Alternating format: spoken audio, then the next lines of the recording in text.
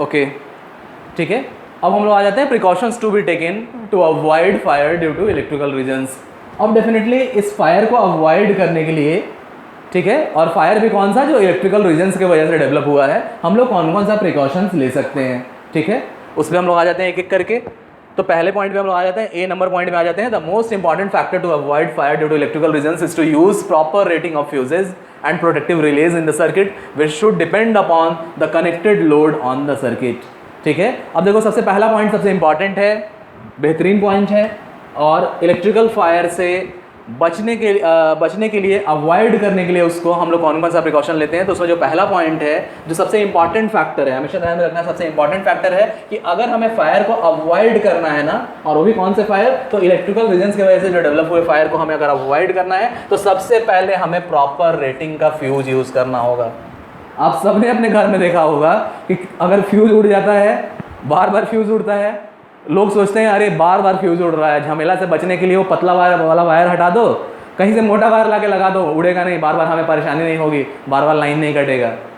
लेकिन ये सबसे अनहेल्दी प्रैक्टिस है, सबसे गलत प्रैक्टिस है ये। मोस्ट कॉमनली आप लोगों ने देखा होगा अपने घर में या किसी और के घर में या पड़ोसी के यहाँ, कहीं भी आपने ज़रूर देखा होगा कि चलो फ्यूज़ ब्लो हो रहा है ना बार बार, अब मोटा वाला तार लगा देंगे तो बार बार लाइन कटने का झमेला ही ख़त्म हो जाएगा।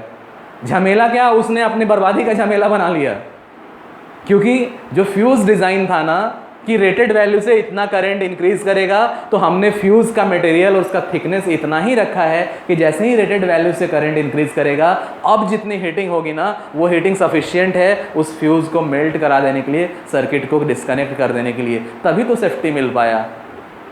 हमने देखा कि बार बार चलो हो रहा है, झंझट से बचने के लिए मोटा वाला तार लगा दिया, और पता चला कि रेटेड वैल्यू से कई टाइम्स करंट इंक्रीज कर गया, फॉल्टी कंडीशन हो भी गया, तब भी फ्यूज नहीं ब्लो हुआ और अंदर की पूरी इंटरनल वायरिंग जल गई। तो वो फ्यूज को बदलने की परेशानी ज़्यादा बड़ी है या पूरे इंटरनल वायरिंग को बदलवाने की परेशानी ज़्यादा बड़ी है? तो ये चीज़ें हमेशा ध्यान में रखना होता है। तो हमें सबसे पहले ध्यान देना होगा कि इलेक्ट्रिकल फायर, इलेक्ट्रिकल रीजंस से डेवलप हुए जो फायर हैं, उन्हें हमें अगर अवॉइड करना है तो हमें प्रॉपर रेटिंग ऑफ फ्यूज़ को यूज़ करना होगा, प्रॉपर रेटिंग के प्रोटेक्टिव रिलेज को यूज़ करना होगा सर्किट में, ठीक है। और डेफिनेटली वो रेटिंग का कैलकुलेशंस, वो रेटिंग की डिज़ाइनिंग हम लोग कैसे करेंगे, तो कनेक्टेड लोड के हिसाब से करेंगे कि नॉर्मल कंडीशन में कनेक्टेड लोड कितना है, और डेफिनेटली इस कनेक्टेड लोड के लिए रेटेड करंट कितना फ्लो कर सकता है नॉर्मल कंडीशन में। और डेफिनेटली नॉर्मल कंडीशन से जो एक्सीड करता है वो फॉल्टी कंडीशंस हो गया, उसके हिसाब से हम सर्किट को डिस्कनेक्ट करने के लिए डिज़ाइन करेंगे अपने रिलेज को, प्रोटेक्टिव रिलेज को और फ्यूजेस को, ठीक है। तो सबसे बेहतरीन तरीका क्या है कि हम लोग प्रॉपर रेटिंग के फ्यूजेस और प्रोटेक्टिव रिलेज को यूज़ करें। इससे हम बहुत हद तक उन इलेक्ट्रिकल रीजन से डेवलप हुए फायर्स को अवॉइड कर सकते हैं। दूसरे रीजन में हम लोग आ जाते हैं बी पॉइंट में, Indian electricity rules should be followed, और डेफिनेटली होना भी चाहिए। जो रूल्स हैं उन्हें तो फॉलो होना चाहिए।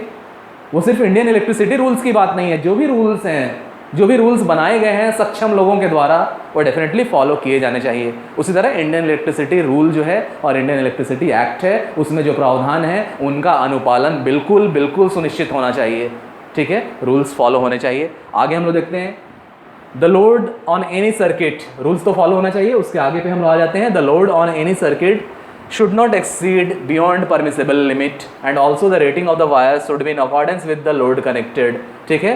और डेफिनेटली होना क्या चाहिए, किसी भी सर्किट का लोड परमिसिबल लिमिट से इंक्रीज नहीं करना चाहिए। किसी भी सर्किट का जो लोड है ना, परमिसिबल लिमिट यानी अलाउेबल लिमिट से ज़्यादा इंक्रीज नहीं करना चाहिए, और उस साथ साथ वायर्स की रेटिंग भी जो है ना, उसी के हिसाब से, उसी के अकॉर्डेंस, उसी के हिसाब से लोड जितना कनेक्टेड है उसी के हिसाब से आपके वायर की रेटिंग भी डिज़ाइन होनी चाहिए, ठीक है। No circuit should at any time be overloaded, और हमें ये ध्यान रखना होगा कि कोई भी सर्किट किसी भी वक्त ओवरलोडेड नहीं हो, अगर हमें इलेक्ट्रिकल फायर को अवॉइड करना है, इलेक्ट्रिकल फायर को डेवलप नहीं होने देना है, उससे अगर बचना है तो, ठीक है।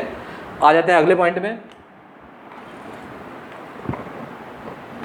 सी नंबर पॉइंट में हम लोग आ जाते हैं। A very good earth should be provided to every equipment और machinery so that if at all any earth fault takes place, very large momentary current should flow to the earth causing melting of the fuses immediately or operation of the earth fault relay, ठीक है।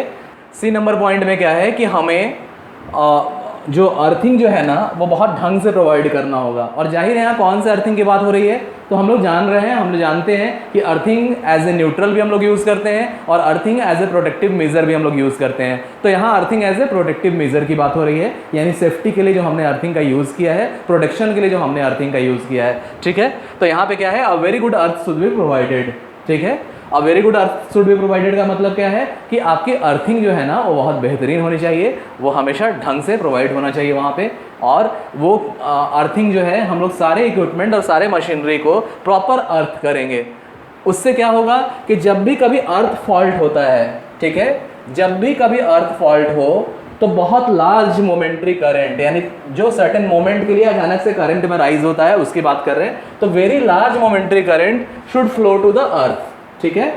तो हमें ध्यान रखना है, हमें earthing बहुत अच्छा रखना है, हमें सारे इक्विपमेंट और सारे मशीन्स को अर्थ करना है, प्रॉपरली अर्थ करना है, सो दैट कि कभी अगर अर्थ फॉल्ट हो तो अचानक से कुछ मोमेंट के लिए जो डेवलप होता है वेरी लार्ज करंट, फॉल्ट की वजह से वो very large momentary current flow हो, ठीक है, अर्थ की तरफ फ्लो हो। और ऐसा फ्लो हो, जाहिर है वेरी लार्ज मोमेंट्री करंट होगा, लार्ज फॉल्टी करंट होगा, तो वो मेल्ट कर देगा फ्यूज़ को इमीडिएटली, और जैसे ही फ्यूज़ मेल्ट होगा आपका सर्किट प्रोटेक्ट हो जाएगा। या फिर ऑपरेशन हो आपके अर्थ फॉल्ट रिले का, करंट इतना सफिशिएंट हो कि आपका अर्थ फॉल्ट रिले ऑपरेट हो जाए। तो डेफिनेटली हर एक मटेरियल को हमें प्रॉपरली ग्राउंड करके, प्रॉपरली अर्थ करके रखना होते हैं। और अर्थिंग का जो अर्थ फॉल्ट प्रोटेक्शन है वो आपको पढ़ाया भी गया होगा आपके transmission and distribution of electrical powers में या फिर स्विच गियर एंड प्रोटेक्शन में, ठीक है। आगे हम लोग आ जाते हैं डी नंबर पॉइंट में। डी नंबर पॉइंट में है the insulation provided on the connecting wire should be of very good quality and it should withstand. Definitely आपका जो कनेक्टिंग वायर्स है उस पर जो इंसुलेशन प्रोवाइड किया गया है वो डेफिनेटली बहुत अच्छी क्वालिटी का होना चाहिए, वेरी गुड क्वालिटी का होना चाहिए, और विथ स्टैंड यानी झेलने लायक होना चाहिए। जैसे सपोज दैट रेटेड वैल्यू के लिए हमने डिज़ाइन किया, मान लो 5 एम्पियर्स तक के करंट को झेलने के लिए, तो हम ऐसा डिज़ाइन करेंगे कि 5 एम्पियर से थोड़ा बहुत एक्सीड करे, उसको झेल ले, ठीक है, विथ स्टैंड करे, ठीक है, झेल सकने में सक्षम हो, बर्दाश्त करने में सक्षम हो, इस तरह का हम लोग डिज़ाइन करेंगे, ठीक है। अगले पॉइंट में हम लोग आ जाते हैं, other materials used for providing connections should also be of very good quality and should not damage either due to atmospheric condition or due to overheating of connecting wires and should be resistant to fire, ठीक है। तो अब दूसरे material जो हम लोग connection provide करने के लिए यूज़ करते हैं, जॉइंट्स हम लोग यूज़ करते हैं, लग्स हम लोग यूज़ करते हैं, ठीक है, क्लिपिंग्स हम लोग यूज़ करते हैं। आगे चल के आपको बताया जाएगा कैसे कहीं कहीं वायर के एंड को हम लोग कनेक्ट करने के लिए क्लिपिंग्स यूज़ करते हैं, हम लोग लग्स यूज़ करते हैं, बहुत तरह का कनेक्टिंग मटेरियल्स रहता है। तो जो भी हम लोग कनेक्टिंग मटेरियल्स यूज़ कर रहे हैं कनेक्शन प्रोवाइड करने के लिए, कनेक्शन प्रोवाइड करने के लिए जो मटेरियल हम लोग यूज़ करेंगे डेफिनेटली वो भी अच्छी क्वालिटी का होना चाहिए, ठीक है, और ऐसा होना चाहिए कि वो डैमेज नहीं हो। कब? एटमॉस्फेयर के कंडीशन में, यानी होता है ना, मान लो हमने आयरन से बने हुए कनेक्टर्स को बहुत ज़्यादा यूज़ किया है, जैसे ही मॉइस्चर वाला कंडीशन आएगा, जैसे ही रेनी सीजन आएगा, वो सारा करोड हो जाएगा, करोजन डेवलप होने लगेगा, ठीक है, रस्टिंग होने लगेगी वहाँ पे। तो डेफिनेटली हमें वैसा मटेरियल नहीं लेना है, हमें ऐसा मटेरियल लेना है जो अच्छी क्वालिटी का हो और एटमॉस्फेरिक कंडीशन में वो डैमेज ना हो, ख़राब ना हो, उसकी क्वालिटी डिटोरिएट ना करे, ठीक है, और साथ साथ ओवर हीटिंग की वजह से भी उसकी क्वालिटी डिटोरिएट ना करे, ये हमें ध्यान में रखना होगा। और हमें ये भी कोशिश करनी होगी कि जो जितने भी कनेक्टिंग मटेरियल्स हैं, ठीक है, जो कनेक्शन प्रोवाइड करने के लिए हम लोग यूज़ कर रहे हैं फॉर प्रोवाइडिंग कनेक्शन, वो रेजिस्टेंट हो फायर के लिए, ठीक है, यानी फायर के खिलाफ, फायर को झेल पाने में सक्षम हो, रेजिस्टेंट हो, ठीक है। आगे हम लोग आ जाते हैं अगले पॉइंट में, that is F number point. If at all wires are to be joint in between the joint should be mechanically strong as loose joints में result in to sparking at joint and cause electric fire, ठीक है। अब कभी कभी किसी wires को अगर बीच में जोड़ना पड़ा, ठीक है, जैसे होता है ना, मान लो आपको सपोज दैट आपको कहा गया कनेक्शन प्रोवाइड करने के लिए, suppose that this is point number A और यहाँ पे अगर पॉइंट नंबर बी है, ठीक है, आपको कहा जाए कि आपको इलेक्ट्रिकल कनेक्शन देना है पॉइंट नंबर ए से पॉइंट नंबर बी तक, तो आइडियल सिचुएशन क्या होगा कि आप एक सीधा कंप्लीट वायर का सेट यहाँ तक के लिए मेजर करें और वहाँ पर दे दें। This is the ideal condition. लेकिन होता क्या है कि आइडियल सिचुएशन तो हर जगह होता नहीं है। प्रैक्टिकल सिचुएशन में क्या होगा, हो सकता है इस वायर से कहीं और भी बीच में कनेक्शन देना है, हो सकता है इस वायर से और भी कहीं बीच में कनेक्शन देना है, हो सकता है इस वायर से और भी कहीं कनेक्शन देना है, या फिर आपके पास इस लेंथ का सफिशिएंट वायर ही नहीं है, तो आपको 2 वायर को ज्वाइंट करके यहाँ से यहाँ तक ले जाना है, तो डेफिनेटली इधर इधर के कनेक्शन में भी जॉइंट्स डेवलप होंगे, या एक से ज़्यादा वायर्स को देना है तो जॉइंट्स डेवलप होंगे। तो अगर ऐसा सिचुएशन आता है, जॉइंट्स डेवलप होते हैं, तो आपको जॉइंट्स को ऐसा करना है कि वो जॉइंट्स मैकेनिकली स्ट्रांग हो।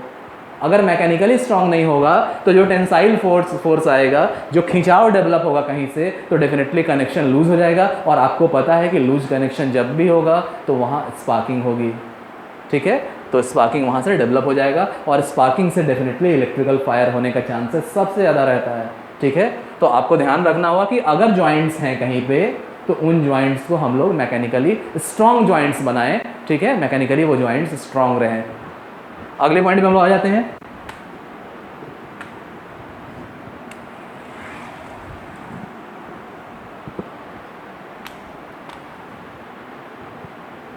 ठीक है, जी नंबर पॉइंट में हम लोग आ जाते हैं। जी नंबर पॉइंट में क्या है?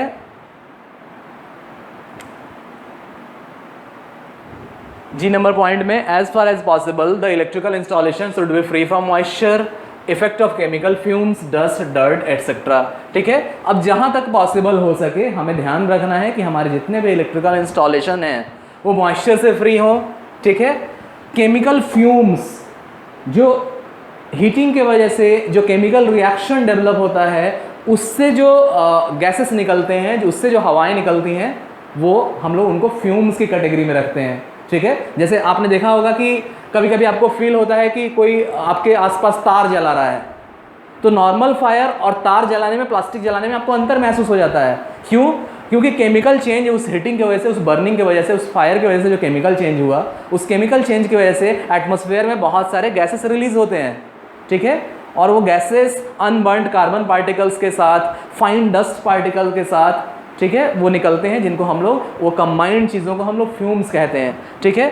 तो हमारा इंस्टॉलेशन ऐसा होना चाहिए जो मॉइस्चर से फ्री हो, केमिकल फ्यूम्स से फ्री हो, डस्ट से फ्री हो, डर्ट से फ्री हो, ऐसा हमें ध्यान में रखना होगा। It should not be carried out near water lines और ऑन वेट वॉल्स।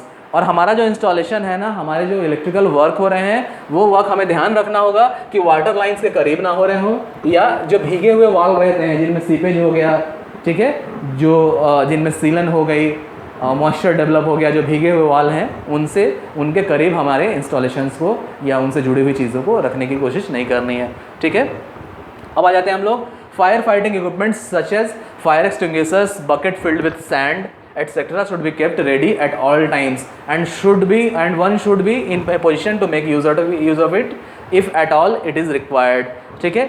अब हमेशा ध्यान में रखना होगा कि जहाँ भी हमारा इलेक्ट्रिकल वर्क हो रहा है, जो भी हमारे इलेक्ट्रिकल इंस्टॉलेशन है, इलेक्ट्रिकल यूटिलिटीज़ हैं, जहाँ हम लोग इलेक्ट्रिकल वर्क को करते हैं, वहाँ डेफिनेटली फायर फाइटिंग इक्विपमेंट्स होने चाहिए। कौन कौन सा? तो जिस तरह से फायर एक्सटिंग्विशर्स होता है, या आपने देखा होगा स्टेशन वगैरह पे, पुराने समय में स्टेशन वगैरह पे, या अब भी कहीं कहीं होता है, आपने देखा होगा रेड कलर का बकेट यानी बाल्टी रखा रहता है, टांगा रहता है, उसमें सैंड भरा हुआ रहता है, बालू भरा हुआ रहता है, ठीक है। तो sand, buckets field with sand etcetera should be kept ready. तो ये हमेशा रेडी होना चाहिए, हमेशा रेडी कंडीशन में होना चाहिए, जो अभी आपके फायर फाइटिंग इक्विपमेंट्स हैं, जैसे फायर एक्सटिंग्विशर्स या बकेट फिल्ड विथ सैंड। और लोग, कोई भी ऐसा होना चाहिए जो हमेशा हर वक्त इस पोजीशन में हो कि वो जब इसकी ज़रूरत पड़े इसका यूज़ कर पाए। यानी डेफिनेटली इस चीज़ के लिए भी किसी न किसी पर्सन को डिप्यूट करना होगा, जिसकी ड्यूटी होगी इन चीज़ों के लिए। ऐसा नहीं कि फायर डेवलप हो गया, हमारे पास फायर एक्सटिंग्विशर्स हैं, फायर फाइटिंग इक्विपमेंट्स हैं, लेकिन उन्हें कोई डालने वाला ही नहीं है या उन्हें कोई यूज़ करने वाला ही नहीं है। इसलिए हमेशा इन चीज़ों के लिए भी पर्सन का डेपुटेशन, पर्सन की पोस्टिंग होनी चाहिए, जो हमेशा इस पोजीशन में रहे कि अगर जब इसकी ज़रूरत पड़ती है, अगर फायर डेवलप होता है, तो वो फायर फाइटिंग इक्विपमेंट्स का यूज़ कर पाए, फायर एक्सटिंग्विशर्स का यूज़ कर पाए, बकेट फिल्ड विथ सैंड का यूज़ कर पाए, या अदर जो भी फायर फाइटिंग इक्विपमेंट्स हैं उनका यूज़ कर पाए। इस पोजीशन में रहे कि वो जल्दी से क्विक एक्शन में, इमीडिएट एक्शन में उन चीज़ों का यूज़ कर पाए, ठीक है, फायर फाइटिंग इक्विपमेंट्स का यूज़ कर पाए। तो ये सारी चीज़ें थी जिनसे हम लोग इलेक्ट्रिकल फायर को, ऐसे फायर को जो इलेक्ट्रिकल रीजन से डेवलप हुआ है, उसको हम लोग अवॉइड कर सकें, उससे बच सकें, ठीक है।